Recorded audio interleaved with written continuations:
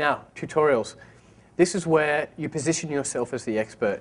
Now, I have a real passion about helping people position themselves as the expert. I just love it. I love to see people have so many talents. It's like, what can I do? And this is why I do what I do. What can I do to help people know about you, your product, your service, your skills, and things like that? Tutorials are a fantastic way to do this.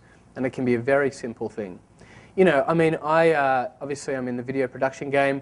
It's a massive thing to learn about filmmaking and production and things like that. I'm always learning new things. And you know what? I watch tutorials all the time, you know. I want to know how to do, might want to do some film noir lighting. I'll type it into YouTube, film noir tutorial.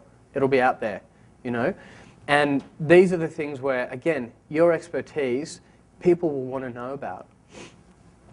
It'll get you repeat views, because people will come back again and again to look. And, you know, I might tell someone about a great tutorial I watched about green screens, or about, you know, how to do this editing technique. It builds trust. And it also, you can create a product out of it. And there's this guy called the Final Cut King. I work in Final Cut Pro, which is the editing software that I use, which is an Apple software. I'm sure most of you have heard about it. And, you know, it's a big program. And I'm always trying to learn new things. And I started going on checking out this guy. And he just gives great tutorials, just screen captures, you know, of the things he does. He talks through it really clearly. And now he's got a whole training product on it. He's getting interviews on television, and he's making money from something that started out as, I just want to help people out because this is cool stuff that I like to do, you know? So, what to write? Now this is really important. Again, the script. A clear, step-by-step plan. So go through it a few times. Whatever it is that you want to present to someone. So when you actually give the tutorial, it's clear. You're not like, wait a minute, why did that close? You know, you want it to be really clear and concise, so take your time and write that out.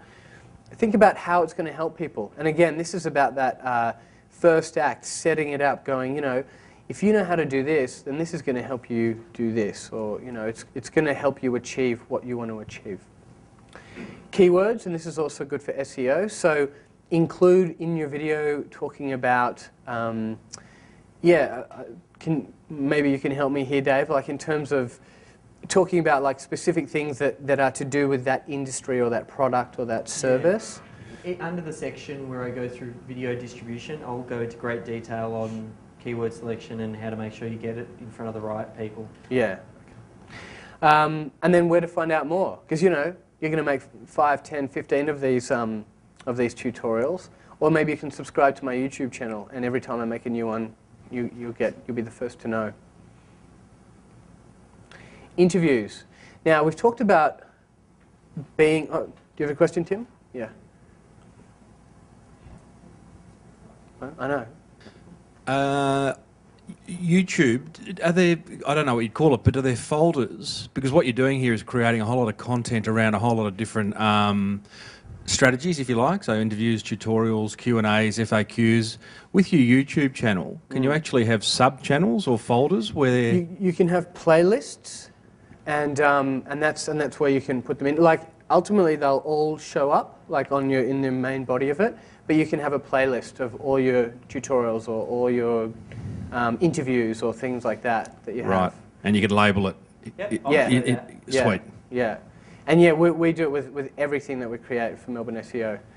The other option is actually create multiple YouTube channels if you want to, and that comes down to sort of your outcome that these guys spoke about earlier, but I know some businesses that have multiple YouTube channels, so one's like their sales channel, one's their FAQ channel, one's their tutorial channel, so that way people can go to one bit and get immersed in what they're actually after and not get confused.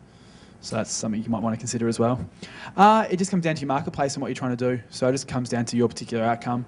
I think it works exceptionally well in certain circumstances. So you're not sort of hitting people who are going for support with sales videos and getting lost or confused and going, what's going on here? You sort of, particularly for the sales-related video sequence, you want to have that separate, in my opinion, sometimes, to actually sort of not distract the person. They can keep going down that funnel that you're trying to push them through.